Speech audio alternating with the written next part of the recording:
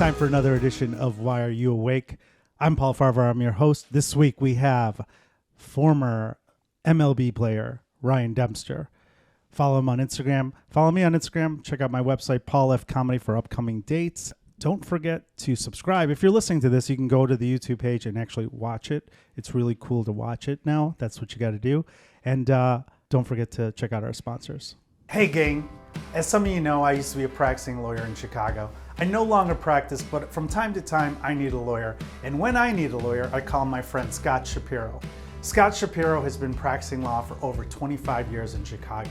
He does it all, from workers' compensation to personal injury, employment issues, and even entertainment law and contract needs. If you need a lawyer, call my friend Scott. 312-648-8800. That's 312-648-8800. Or you can email him at scott@scottshapirolegal.com. Tell him I sent you.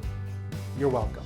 Hey, it's time for Why Are You Awake? Paul Farahvar here, your host. This week we have a very special guest, former Cub, beloved in Boston as well.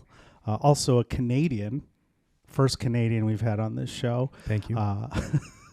Host of Off the Mound, which I'm wearing right here, Off the Mound show, and also host of Intentional Talk, Ryan Dempster. Thank you. I forgot the name again. Thank you. I like the beloved part. You are not so beloved. much Chicago, maybe, but I mean, I appreciate that's a lot of time here. But to play one season in Boston and have those memories and be welcoming back like that was pretty special. You got a World Series, right? Yeah, you played in the World Series. Good players on that team. It was nice to be an innocent bystander to watch those guys just run through everybody. Are you beloved in Cincinnati or Florida, or just like meh? Weirdly, Cincinnati. I don't know. Maybe I picked up a lot of bar tabs or something. I don't know, but you don't even Florida. recall. Florida. You know, I mean, they don't even know. For the 37 people that came to the game. You know, were you at the old stadium or? Yeah, pro player Joe Robbie before that. Oh, I meant the old. Where the Dolphins played. Yeah, there would be days we didn't get many people. I remember a doubleheader against the Montreal Expos, and the first game of the doubleheader was a weird start time. It was I think it was 3 o'clock or something like that. It might have been 4 o'clock for a doubleheader. It's usually 1 in 7. Florida, right? And we counted them. There was 103 people in the stands. I'm not kidding. I don't understand. I think I've told you this story. I went to a Tampa Bay Rays game. They were playing the Red Sox. Both teams were in first and second place. And I go to the game because I just like to go to all the stadiums, right? I go to the game. Madden is coaching. This is years ago. And I go, what's your best available seat? In the front row? Okay. And, right there. First and second place. Boston, whenever Boston comes to town, it's going to be crowded. There was maybe in the Tampa stadium, or Clearwater, I should say, maybe 400 people when the game started. Yeah, crazy, right? All of a sudden, 8th inning, it starts packing in. And it's all these kids who aren't paying attention. It looks like they've never been to a baseball game. They're all wearing emo clothes, everything like that. After the show that night, that's why they had another 1,000 people came in, Fall Out Boy. Oh, right on. Yeah, the post-game concerts are the best. Post-game concert brought in more than the number 1 and 2 team. Yeah, in Florida at the time. Good. Insane. Pete liked that. Pete Wentz liked that. Yeah, he was there. God, I passed on them.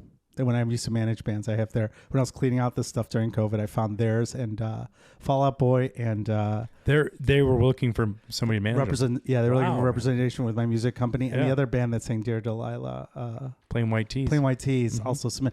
To be fair, we passed on because they were looking for venues that booked 18 and under shows. They were all 16 to 18-year-olds. I'm like, all our shows were 21 and over. So I love it. Whatever excuse you got to make. I was nice in the email. I wasn't like, you guys aren't talented. No. But yeah, I passed on them. But the other 65 bands I work with all made names for themselves. Right on. Not one. Speaking of that time, when I was managing bands before I did comedy, that's where I met you. And we met each other multiple times. But the first time I met you was a late night, which is referenced here in this program. Podcast is what we call it in the new millennium. We were at a bar. Bob Gerber invited us out to this bar. Bob is an agent, is a baseball agent. Baseball agent, yeah. He represented represented a couple different guys that I played with, and then guys that I knew too. This was like 2000. It was the year you came up. 2005. We're in spring training in Arizona. We go to the games that day. We meet him. He's friends with one of my friends. We go out, and then a bunch of Cubs come out afterwards. We start talking to you. We're all doing rounds. We're buying rounds of drinks. Mm-hmm. And you guys were inside. We were, me, my friend Dave, you. I don't remember who else was on from the Cubs. I think it was a couple Cubs and Bob and a couple random people. Yeah. We were getting rounds. And then it was my turn to buy drinks. And we've been drinking all day. And then it was like probably like 12, which in Arizona time is like 4 a.m. because everything closes early there. And it came time to, I'm like, what are you drinking? I just met you, and you're like, oh, these are gimlets. You were drinking vodka. I thought you were drinking water. You were drinking vodka gimlets the whole time. Didn't even. There's water in there. Plus the ice cubes, they melt. They did melt. You know, that happens. But it was the amount of time that you were playing, and you had to play the next day, and it was. It was, and you were telling us about the bet that you and Zambrano had about every time a pitcher got a home run, you give him $100 or something. Yeah, that was the thing. In batting practice. Yeah, and then batting practice. Well, the game, because we had to change to the game because Z hit a lot of batting practice home runs. Me, not so much. So I get hot every once in a while and wind blowing out at Wrigley. Right. So that night too, my friend Dave was a very good-looking dude. My other friend, they were former athletes, big guys, whatever. As soon as the Cubs come in, the girls that we were with were like, hey, nice to meet you guys. They just ran to you guys, and we were non-existent. And I'm in the corner, like just trying to like get attention, like a mime. I did some mime, I did some juggling, anything. I was irrelevant at the point when you guys walked in. And this was like 2005. Cubs weren't even. Well, the part that you leave out is twice as many guys came running over. You know, yes, like that's true. That's the thing. A lot of people, but it was it's weird. It was the first season. You weren't. You were injured, so you didn't play. It was your first year. That's why I met you. And then cut to opening day. I go to. That was 04. That was 2004. Yeah. Yeah, that's right. Cut to opening day. I go to Stanley's, which is a bar down the street here, and it's all Cubs fans. It's freezing. Everyone went there for the after party for some reason, and you are there, serving drinks with like you're really going deep right off. I'm just making sure people understand what we're dealing with here. What you're dealing with, what you used to deal with. What you used, yes, not what you're dealing with now. Correct. This was again a long almost time ago, 20 almost years ago. Jesus Christ! And you're wearing like I was a sucker. I was a sucker for a bet. Like that, you really could get me with a bet. Like if somebody was like, "You won't serve cookies in an apron," you know, apron. You're wearing an apron, serving drinks, no clothes on, underneath. That what had happened was as I walked out, I caught my pant leg on a nail. Of course. And you know, like you see it in the movies where it's like, and they just, you know, it just all disappeared. The nice part was the front was covered and the back, you know, was not covered. Albeit could have used a trim. It was Yeah, that was kind of our Canadian first couple of experiences. Yeah, it's funny, you know, I didn't get hired back. You were not working at Stanley's.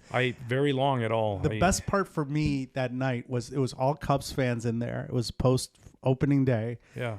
No one. I think later on I turned around. You. To be honest with you, I think I remember at one point I turned around and my manager Dusty Baker was there, and I said, "Hey, Dusty, would you like a cookie?"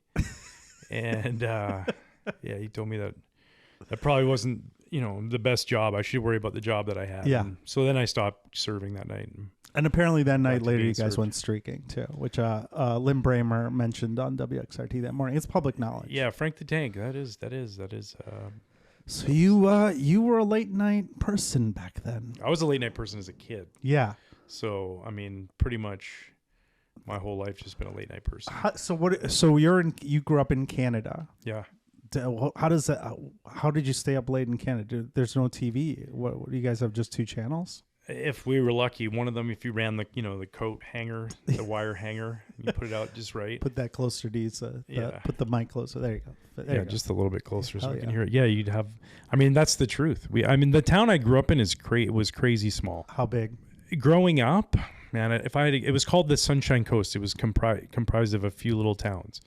The reason I say small, not an island, but you had to take a ferry to get there, like a car and passenger ferry boats. So are you serious? Yeah, I'm dead serious. How many people live there? Now a lot. Now a lot more. It's developed since then. But growing up, it was very small.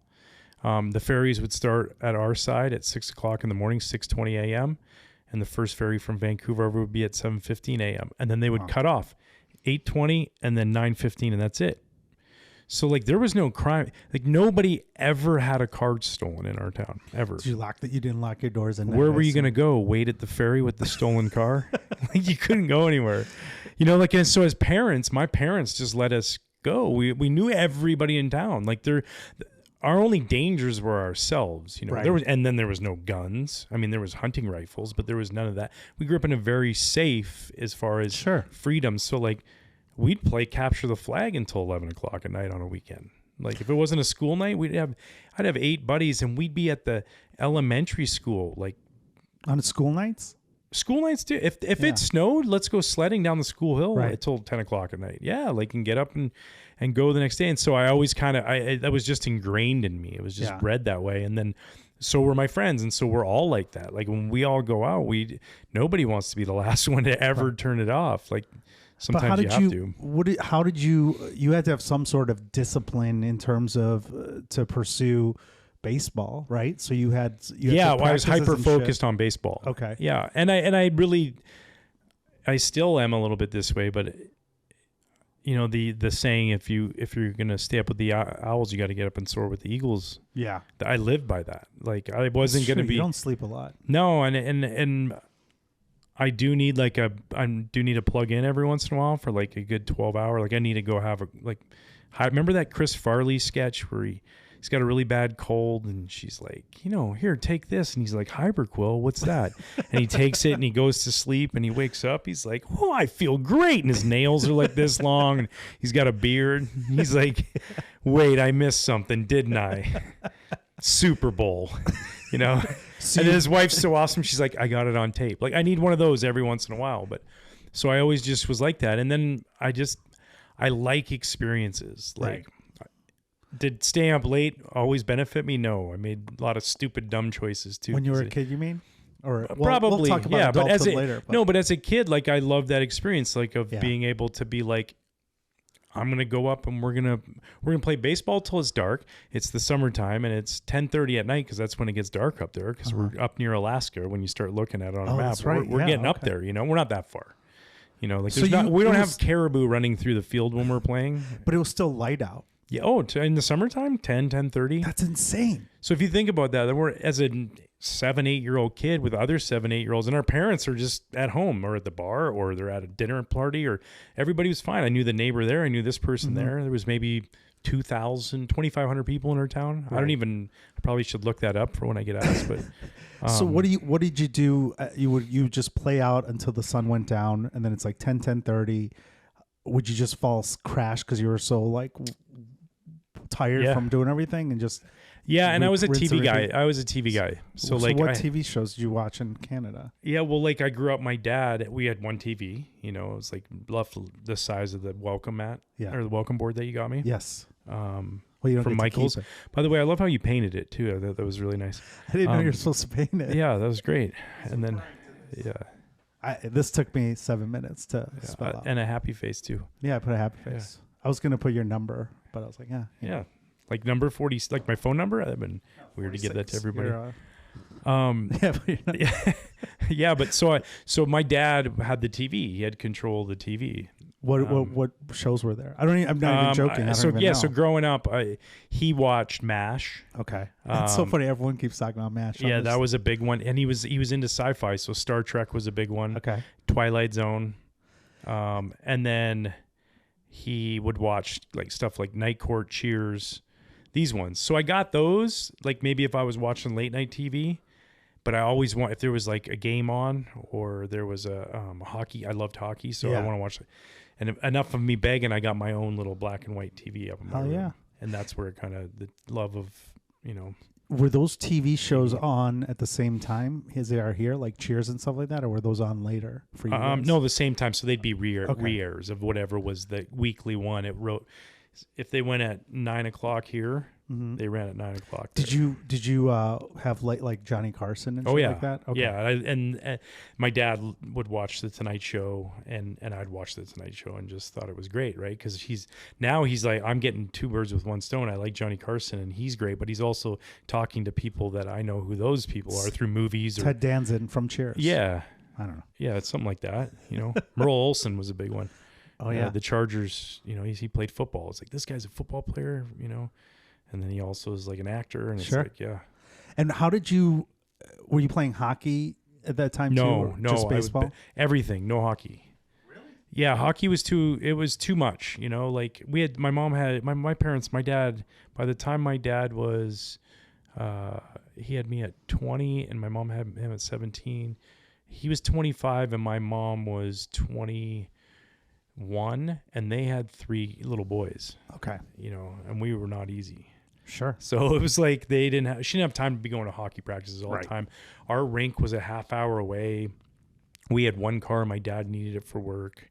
It was just not like we're going to do this. But I pond skated a little bit, but I skated like Happy Gilmore. I just thought that in Canada, when you turn 7, you have skates and you either play hockey or you become a figure skater. In our town, not the case, right? Because you had to take ferries to go everywhere. So if we wanted to go play somebody, it was take a ferry, go over there, stay the night at a hotel, all that. You couldn't just drive in the cars. You could, but that's a big undertaking. And we didn't have but everybody played. There was a lot of slow pitch softball, so all the parents were playing slow pitch. We'd have tournaments up there.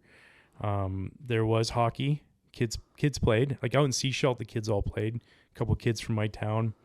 So we had a kid from my town, a good friend of mine. I grew up with him, still a friend to this day, and he actually just got the job as the head coach of the new junior hockey team that we just got in my hometown. You ever see those Untold on the Unsolved Mysteries? No, they're the sports ones. He was the 30 for 30? Yeah, but it was a Netflix Untold what was it again? What's it called? MASH? No, it's newer. He played for the Dansbury Trashers. Okay. This team was owned by the Mafia. There was a Netflix special on him.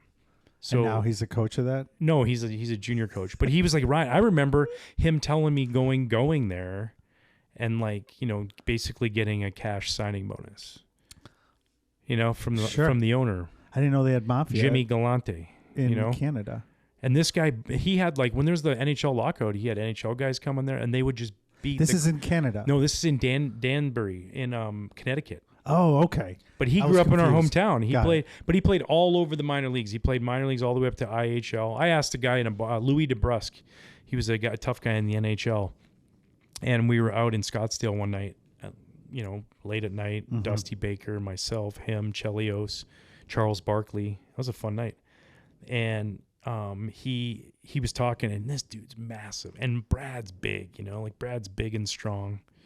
And I see Louis and I'm looking up and I'm and Brad told me how he fought Louis DeBrusque, right? And he's like, he blinded me for a while. He goes, when he hit me with a punch, I guess one of his knuckles was out and it went right into my eye socket. He's telling me this whole story, right? And you see this Brad tells me this. Yeah, now I see the guy who does this to my friend, But he's a really nice guy, and I also know the hockey players, and that's just the culture. And Brad, that's what you did. You went and punched them?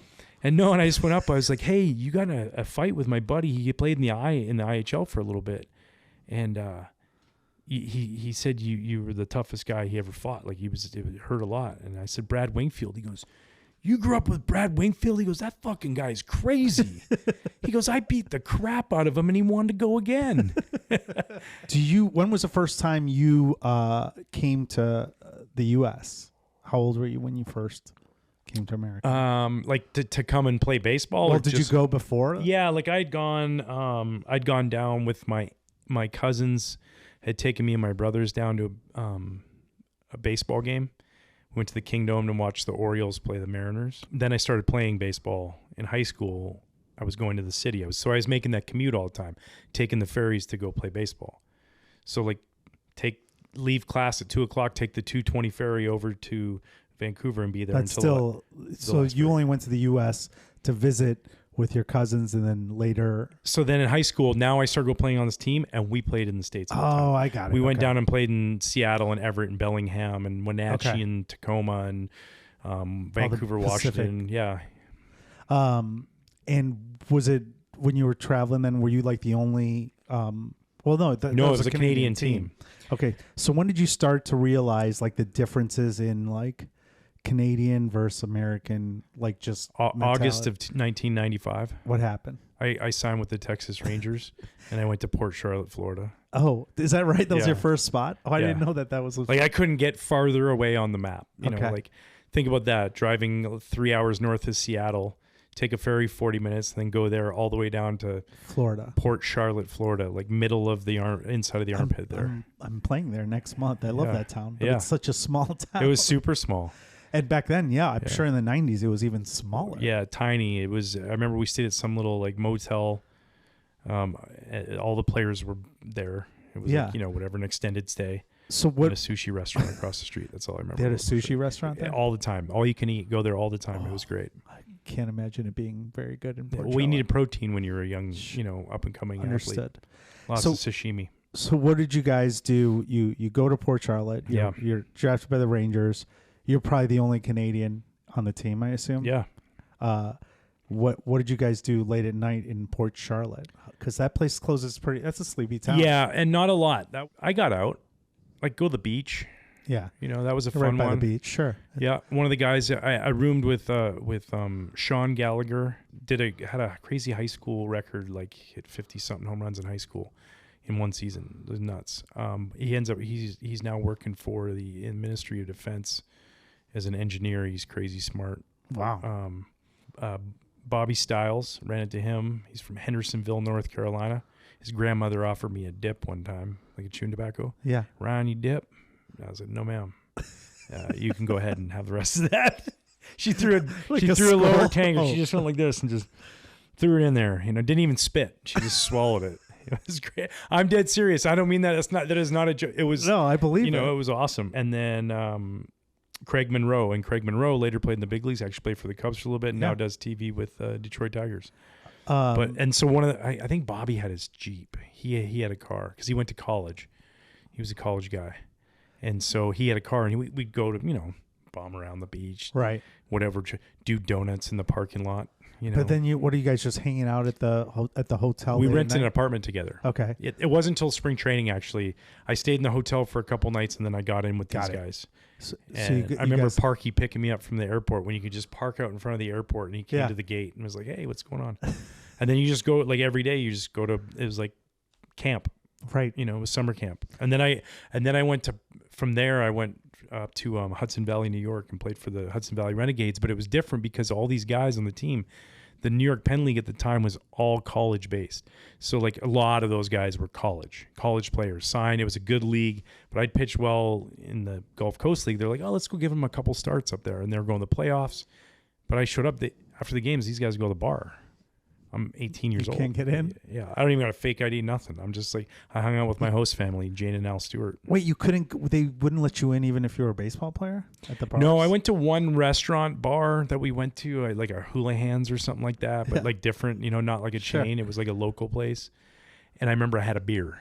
Like they didn't question anything, but I was terrified of like, I didn't want to, I'm also like, I'm just starting playing baseball. I don't want to ruin something. Yeah. You don't want to walk around naked at a... No, you got to be established if you're going to do something like that. That's later. Yep. Were hurt, were you drinking in Canada as a kid? Like, did they drink and do drugs when you were a kid? Yeah, do drugs? No, drink. Yeah, occasionally. Okay. But not a lot. If any of my friends are watching this, I know I'm bullshitting, but I also have kids. I gotta raise those kids. There was parties, but like I didn't see much hard drugs. Right. I did see some the white powder, but I saw that when I crossed over the first baseline too. So I didn't stop and try and sniff that either. I just wonder. I was too driven. That's what I'm saying. Yeah. For sports, there was. I think in my high school we drank more and smoked more pot in high school than we did in college. And I think that like when I was, I was an athlete too. No big deal. It's Division I tennis, but whatever. Yeah. Sorry about it. But I wouldn't drink during season. I was like, okay, but that's kind of how, honestly, even in the minor leagues for me, that's kind of how I was. Okay. Big league's a little bit different because now I'm 21 and it's just like, what would you like? Right. We'll get to that, but no, yeah. So I moved fast up the minor leagues. Like, it was there, and then the next year, it was from Hudson Valley. Then I go to spring training in Port Charlotte. Then I go to Charleston, South Carolina. I actually did go to the Music Barn and see Hootie and the Blowfish underage. South Carolina? Thank you very much. Yeah, I told Darius Rucker about that. We had him on Intentional Talk, and I was like, "Hey, did you play the Music Barn? That was our hometown. 1996." He's like, "Oh, we would start because it wasn't on the docket." Yeah. And we just I just snuck in and kind of got to take in a little bit of Hootie. Hell yeah. It was great. It was really awesome. Yeah, that was but that was the only time I really ever went out. Even then, like, I would do stuff like, my family came down, but I never went out. But it was also, you were like the young kid too, right? Yeah, These guys and I wasn't like trying to you. ruin my career by going out and not giving myself at least an opportunity. I had to ease in and to learn how to drink and play. So when did you get corrupted? It's a good question. I would say and who probably. Corrupted you? Who do you think was the biggest corrupter / there's a scene in Simpsons where Barney was like this. Barney, like Homer, come over here. He was like a straight A student, and then Homer introduces him to beer, and he turns into this town alcoholic. Yeah. Who did that to you? Turn me into the town alcoholic? No, well, not the town alcoholic, but like encourage you to just find a different way of staying up late. Yeah. Yeah, I would say probably if I had to, I don't know exactly who. I think when you get called up to the big leagues in 1998, that's pretty so 3 overwhelming. years later, yeah. 3 years later. That was probably it. Like, like I had good roommates, like, and everybody was driven by the same thing. And then all of a sudden, like, you go to New York and you're getting off the plane and John Cangelosi is like, we're going to VIPs, it's like, okay, cool. Yeah. That's a great small town. That was a great night. Like, here I am. I'm from this super small town. I go to New York City, my first time, and now I'm going to this cabaret with a couple other big league guys, and I'm like, oh man, I'm in the big leagues. You heard these stories, and you're getting like the finger snap service and a table with your own bucket of beer, and just go have a good time, kick back and relax. Right. And I had to use the bathroom, and I'm like, probably because I was nervous, And the guy asked, we had like a security guard because I needed security at the time, Sure. Those 7 starts I had in the big leagues, I was the. Well, the other players. I don't even think I had that many, Yeah, I don't even think they needed security. They were just being very nice, right. And so I asked the security guy, I go, hey, can you let me go use the bathroom? So I go use the bathroom, and I come out, and he's like, hey, let me introduce you to these guys, and this is so-and-so, and this is like lady smoking a cigarette, and she's punching numbers on the typewriter, like I'm in the back, And this guy goes, what'd you say your name was? And I was like, Ryan Dempster. And he goes, oh, yeah, I know you. Yeah, I'm Vinny. I'm a bookie. You made me a lot of fucking money today. And we had just beaten the Atlanta Braves, and I had started against Tom Glavine. And And Glav, I think, won the Cy Young that year. And I didn't get the win, but I pitched really well in Atlanta. He went like 6 innings, 1 run or 2 runs, something like that. Did you start? Yeah. Okay. I dueled Tom Glavine as a 21-year-old kid. I was double A getting my 2 months butt kicked before, in 2 months before that. So it was really great. And he goes, hey, anything you want tonight, I got you, okay? And all I could retract to was Port Charlotte, Florida. And we had a spring training. We had this meeting, and the MLB, Major League Baseball brought out Michael Francis. Michael Francis laundered money for the Colombo mob family. Okay. And he went to jail for it. He never ratted anybody out. He took the hit, and he went to jail. And when he came out, he quit the mob. He said, I'm done. And like over $300 million. And so they're showing us this whole video and him talking and reenacting some stuff, Bad acting? No, actually pretty decent, I think I know who the ball player was they were mimicking, but I'm not going to say the name. Okay. But, and so they show this whole video, and Michael Francis is talking on there about how they get you, and like all they need is to get a little bit of you, one player. One player. And so then he's going along, and then all of a sudden Michael Francis comes from behind the building, and he in person to talk to all us 150 minor league kids that are all there. When you're in Port Charlotte. Yeah, and he was just like, you think that this is like some sort of old school thing? He goes, I just walked through the big league locker rooms. Some guys in there thought they saw a ghost. Yeah. He's like, it's easier than you think, He's like, but you can always accept a beer. There's nothing wrong with a fan buying you 1 beer. So I in like kind of Jason Bourne style, when like went backwards and like butterfly effect. I saw it all and then went. Like, and I was like, like thanks, Vinny. out. I'll take a beer if you want to buy me a beer. And he got me a beer, and all night he'd come and tap me on the shoulder. He'd go, how you doing? Else? You need anything else? You need anything else? You good? Huh? That was pretty awesome. That is cool. Yeah, and at the time, like I honestly, like I loved like Goodfellas and all this stuff. Sure. I'm like, this is awesome. Like, part of me wants to like be friends, you know, but I'm also, but you can't do it. I can't do it. you know? Yeah. That's how I talked to P. Rose about that. Yeah. It doesn't work well. Okay, so you're in New York. When you guys go to New York, that's obviously the first time you're there. You go to VIPs. You're having a great time. I'm assuming later when you guys return there, it's a lot better too, because now you're established. You're now in the big leagues, right? Yeah. Like return to New York? Yeah. When you go to New York or any of the bigger cities, like you guys get to go, especially you're a starting pitcher, which I've told people this. I was a musician for a while. I do comedy, whatever you want to say, but I think the best job in the world is starting pitching because you're working once to maybe twice a week tops. Yeah. And You literally, the country. you're the lead singer of a band that only play, you come in and spell the other singer. Meanwhile, everybody else, like the drummer, the keyboard, everybody's playing, but you're one of 5 lead singers in a band. Yeah. And you come out, because you're just like the singer. You're like the drummer more like, because nothing starts without you, but you know, I guess the singer starts it. Your analogy. Yeah, whatever. Failed. But you know what I mean? It's like nobody can do anything, but then it's like, then you're done and you have a really good concert. And you get to go all over. And playing, I developed relationships with restaurant owners and bar owners and golf courses, beautiful world-class golf. I love golf. So it was like the chance to go play these different golf courses. And it was a lot of fun. And then you get to know the city too. Right. You know, like I love New York. That was my first night in New York. You know what I did on the second night in New York? We took the bus back from the park. And when we get to the hotel, we were staying at the right at Grand Central Station, the Grand Hyatt.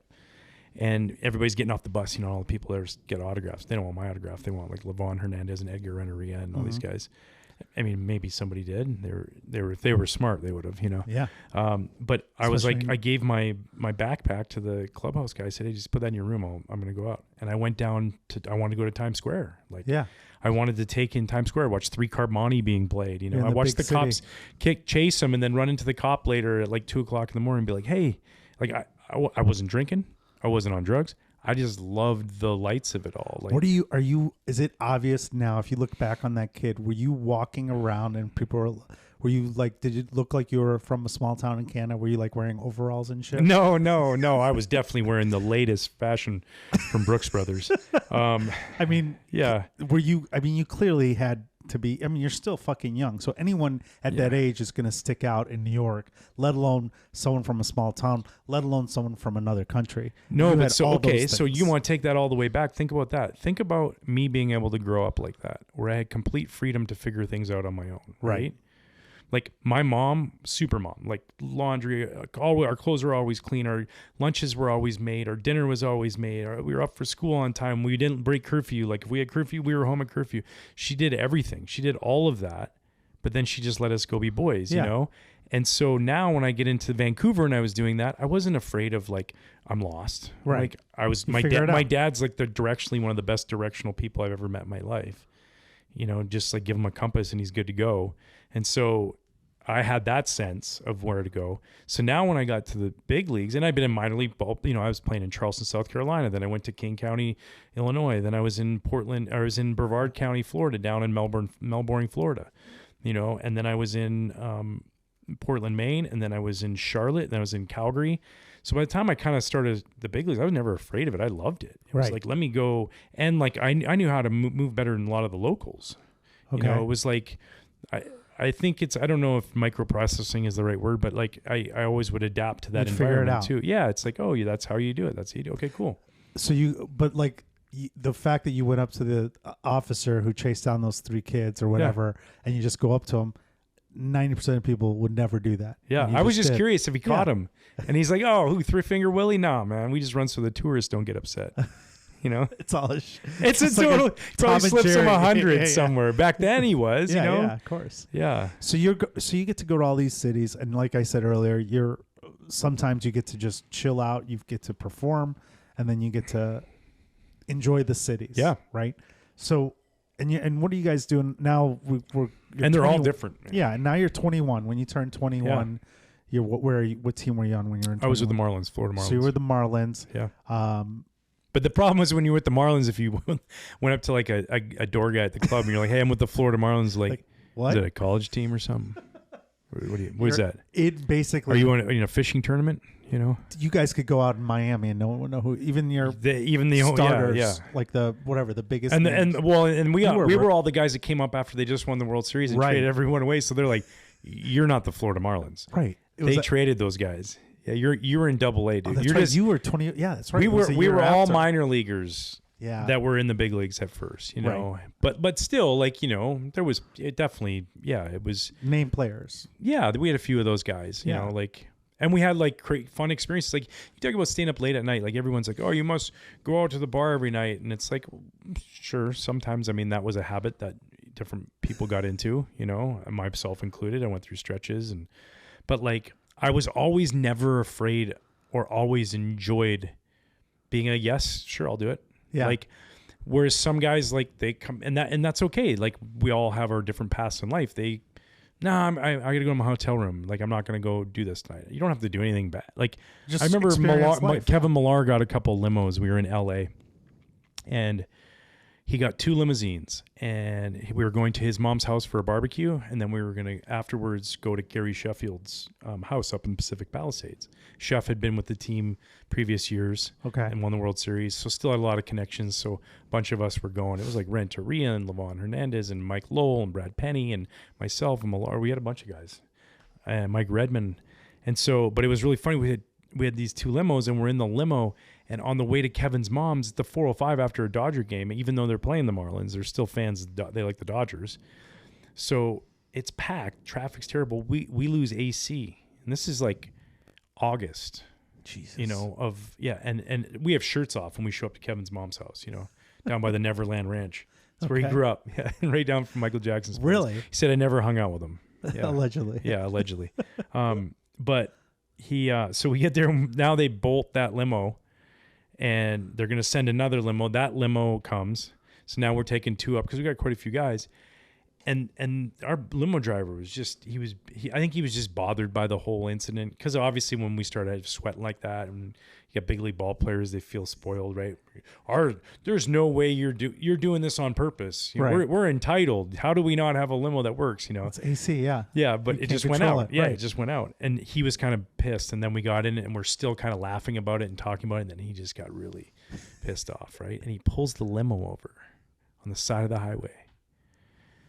And now we get on the phone with the other limo. We're like, you got to come back. He goes, get out. And we're like, what? What time is it? We are like, it is like midnight now at this point, like close to midnight. Yeah. You know, maybe like sometime between 11 and 12. And we're on our way up to the Pacific Palisades. Get out. And this is like a quarter mile from where Cosby's son had got murdered, got shot. And there was another one recently.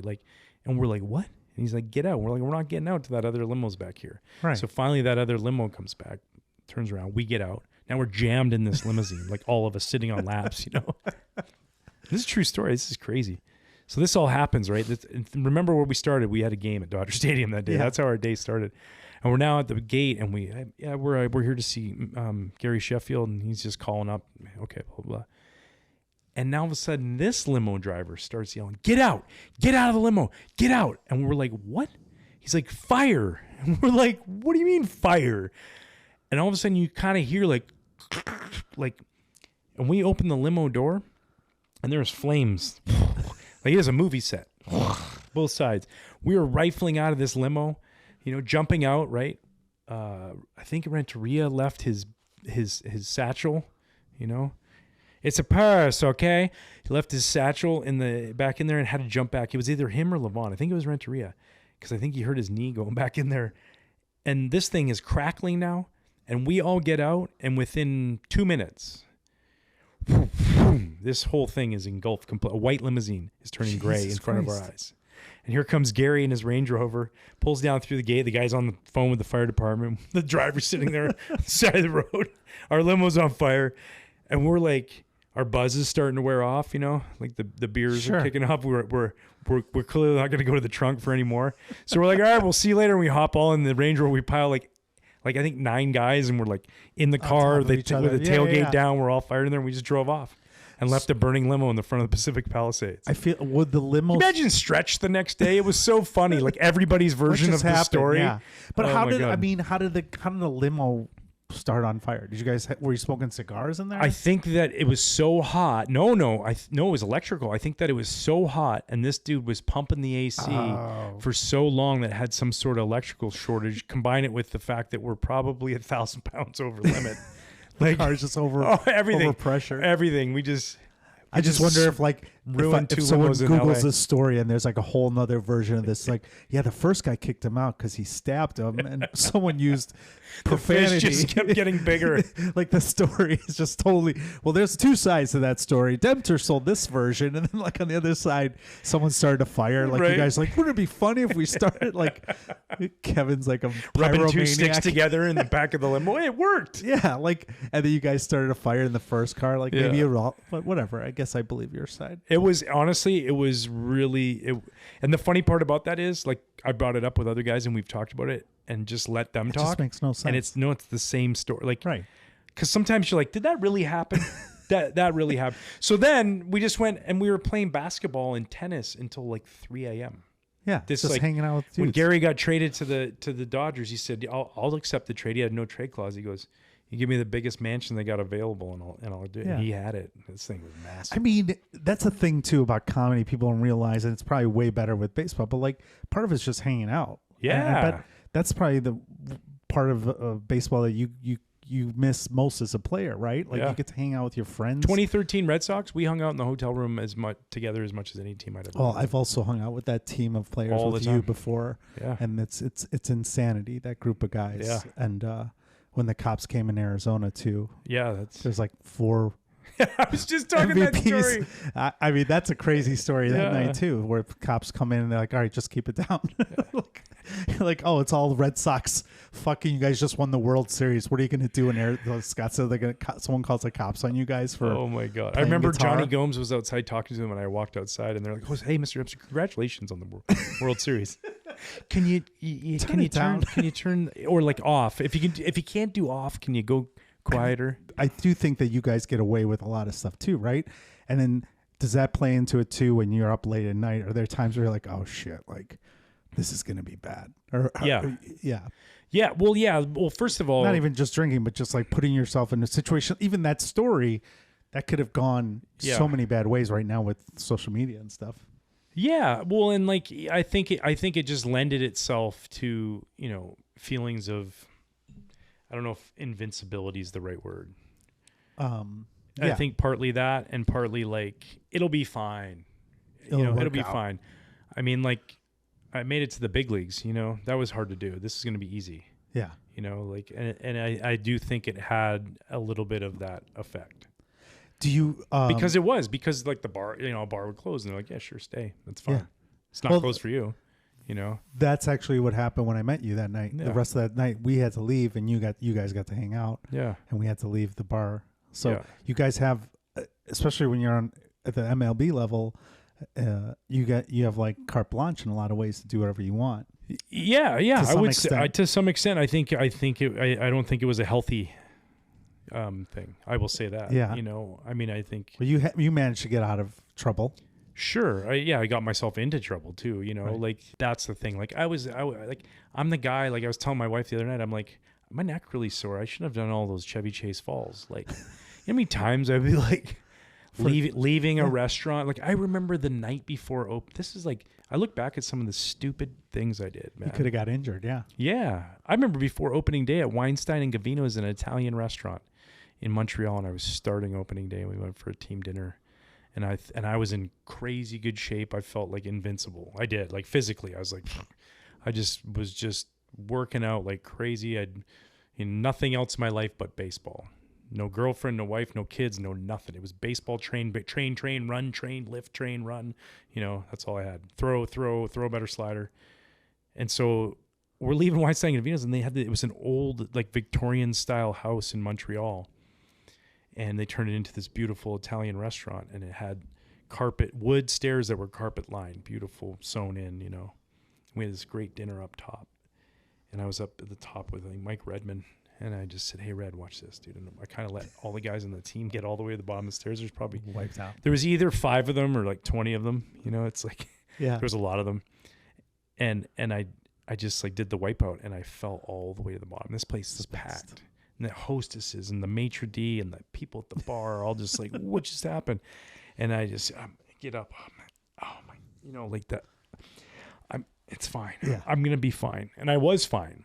I used to do that too before I found comedy. I would get ourselves kicked out of. I'm like, are we leaving a bar? My friends would be like, they wouldn't tell me because I'd be like, all right, he's going to try to get us kicked out. Well, and I love that physical humor. Physical. It was fun. Yeah, like I was a Chris Farley. I loved it. Jim Carrey, you know, like that physical humor. I'd always run into signs, like fake run into signs, you know. Yeah. Like just always trying to get a giggle or a laugh. Yeah, all kinds of stuff. It was stuff. unhealthy, and then I found the stage, and now I don't need that anymore. Yeah. Every once in a while, I look down the table when I'm up there, and I'm like, I should jump. It'd be funny, you know. And you have the best thing, too, where you didn't. The downsides of being a late night person is you miss out on stuff in the morning, but you wake up so fucking early every morning, too. So it's like you don't really have a downside. You get to experience all this both stuff. So, yeah. So, like. Yeah, just, oh, no, you were saying, like, getting up and doing both, like, it wasn't sometimes. Don't get me wrong. Like when I was a little younger, I liked to sleep in a little bit. As I got a little bit older, playing day games really helped that because I was up anyways. And then you go to the West Coast, I was always up early. Yeah, and I like that. And I liked it if a guy on a team came in and said, "There's a concert after the game," I'm going. Right. You know. And then that concert led to like, oh, now we're hanging out backstage. You know. So it was like I was always do those things, but then it was like, hey, we're gonna golf. Cool. We leave in the hotel at 6 a.m. It's going to be a short sleep, but I loved it. You made it. Yeah, and I loved it. And, you know, I remember one time we had a great, this is a great late night story. Okay. And we're flying from Houston to Pittsburgh for a day off. And I've lined up 2 tee times with 2 members, so 6 guys total are going to go play Oakmont Country Club. Prestigious U.S. Open, multiple times, beautiful course, hard, great experience. You walk. Right. And so we play in Houston. We go extra innings a little bit.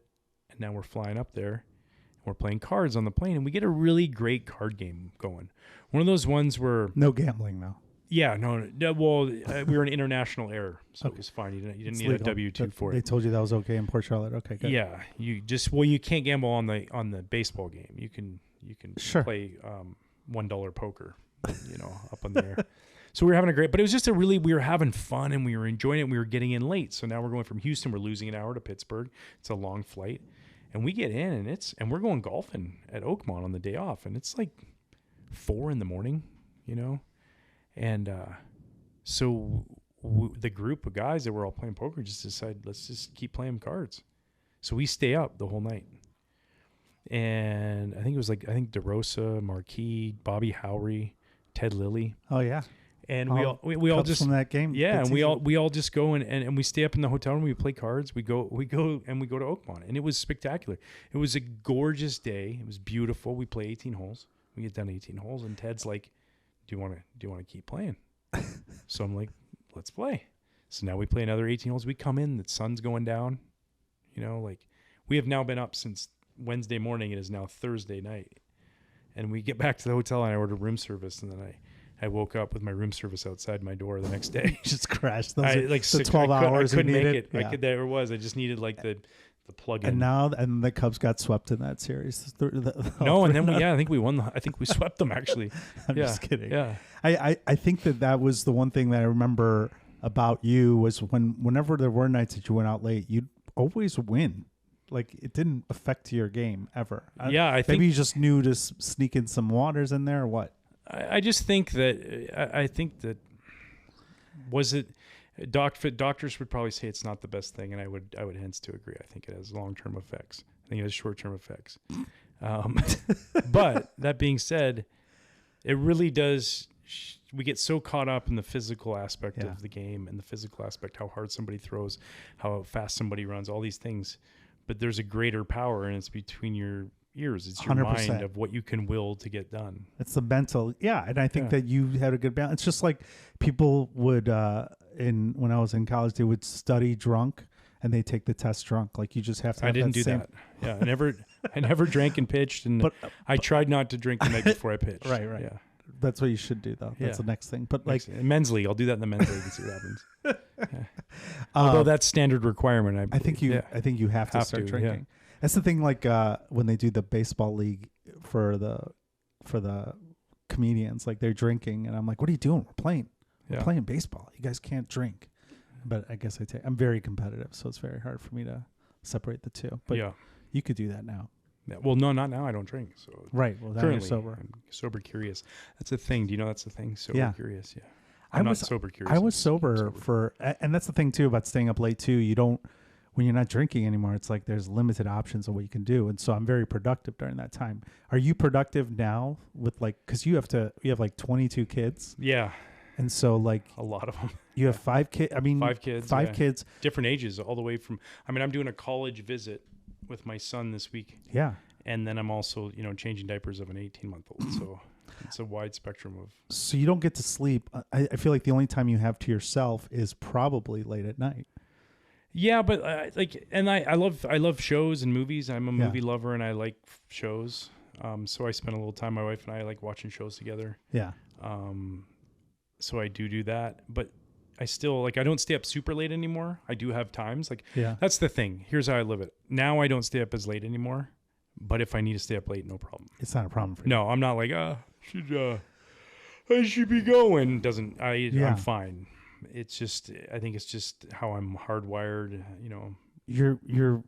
I think your physicality, even as you get older, it doesn't affect you because you were such a physical specimen as an athlete, and then also could hold your own alcohol because you're Canadian, and so you have this perfect blend where you're invincible for a while. The stronger beer up there. Yeah, yeah. So I think I've seen that in you. Even lately, we do that when we did Innings Fest. Like we went out hard the night before, and the next day you have to perform still. Like.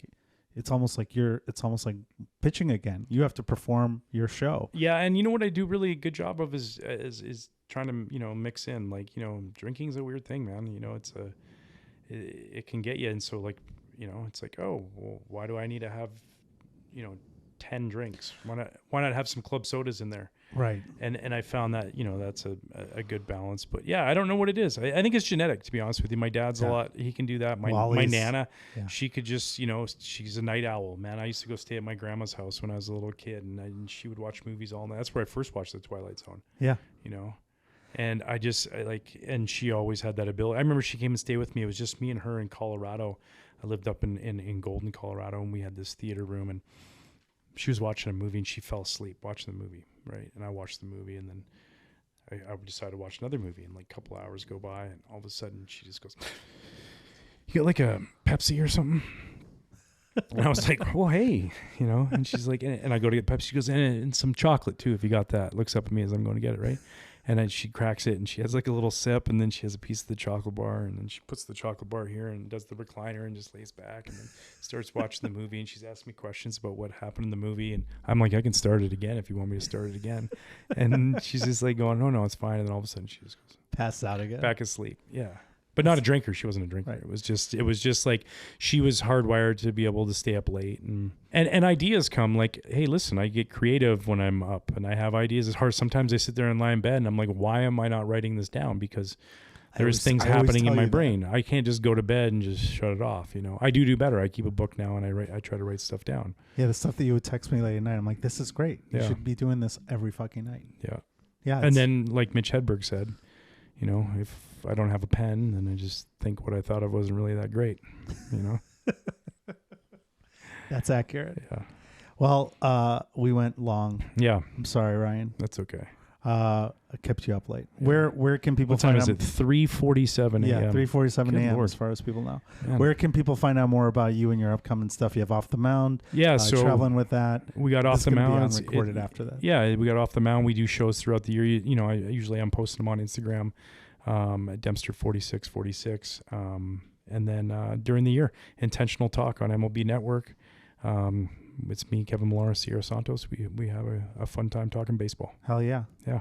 Well, thank you so much, Ryan, for coming on the show. I really appreciate it. Thank you all for watching or listening to another edition of Why Are You Awake? Go to sleep.